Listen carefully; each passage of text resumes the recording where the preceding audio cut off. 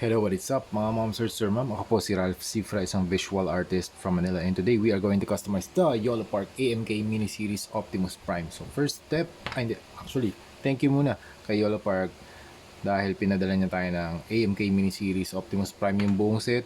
Pinadala niya sa atin, so we have Bumblebee, teka kunin ko yung iba, and Grimlock, Bumblebee, tapos Megatron, there you go, Megatron, tapos Starscream, and Soundwave. Okay? Tapos ang gagawin natin dito, ito muna, simulan muna natin kay Optimus Prime. Again, thank you YOLO Park. Pwede kayong bumili ng AMK Mini Series 5, AMK Mini Series 549 only sa Shopee, sa kanilang website meron din. Also, follow nyo sila sa Facebook, YouTube, YOLO Park, and Instagram page yolopark.official para sa mga upcoming releases na Transformers. Okay? So first step, gamit tayo ng soldering iron. Medyo ingat kayo dito ma'am sir kasi sobrang init nito. Okay, may melt natin yung plastic. Okay, pwede tayo gumawa ng bullet holes dito sa windshield. Teka. Okay, try natin.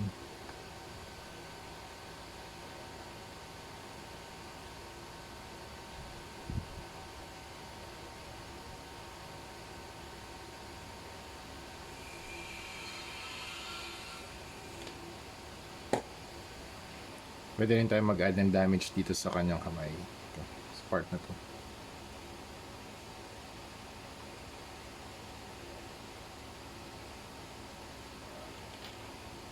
Okay.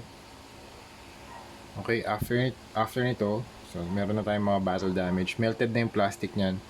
Mag-spray naman tayo ng Bosny Flat Clear over dito sa lahat ng surfaces ng action figure para makapag-create siya ng adhesive layer. Teka, zoom out ko.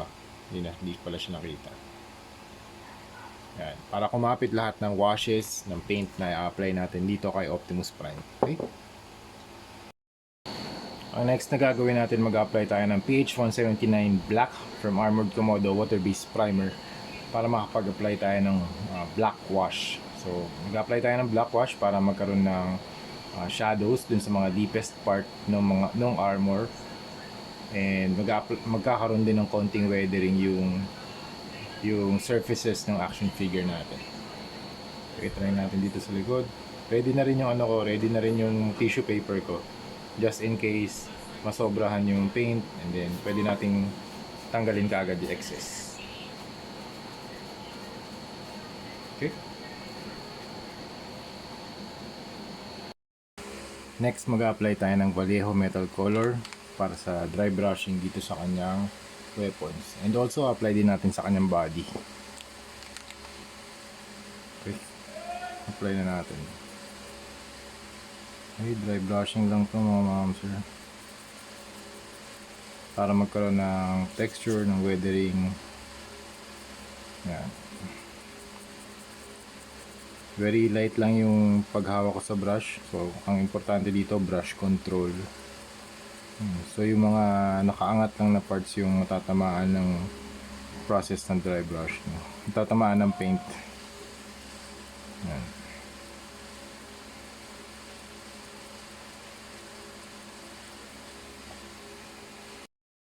And also, nag-apply na rin ako ng dry brushing dito sa body. Yan, para makita yung mga details. Tumabas yung mga rivets. Yan.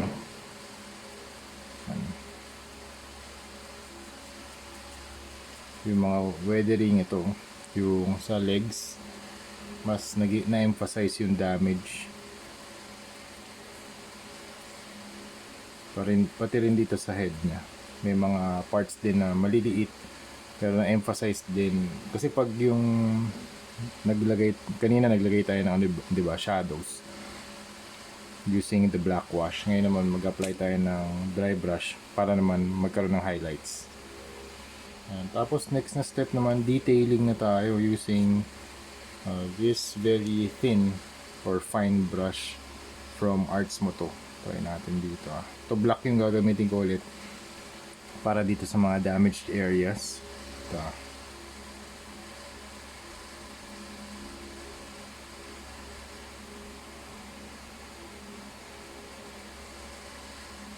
So para mag-deepen lang ulit yung damage.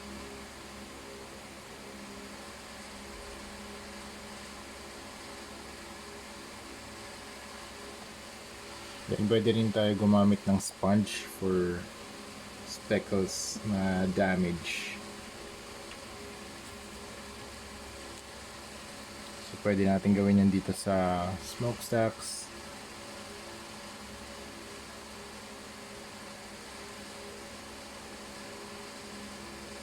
Shoulder, sa arms, sa hands. Dito lalo na sa crotch na. Yan. Mas effective siya sa lighter areas. Yan.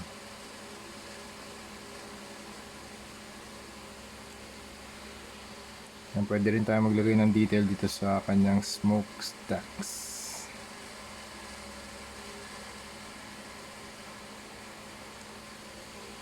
Tapos yung final na detailing na gagawin natin ay maglalagay tayo ng white and turquoise na mixture. Ano yung turquoise? And white and turquoise na mixture para naman sa kanyang eyes. I-try natin.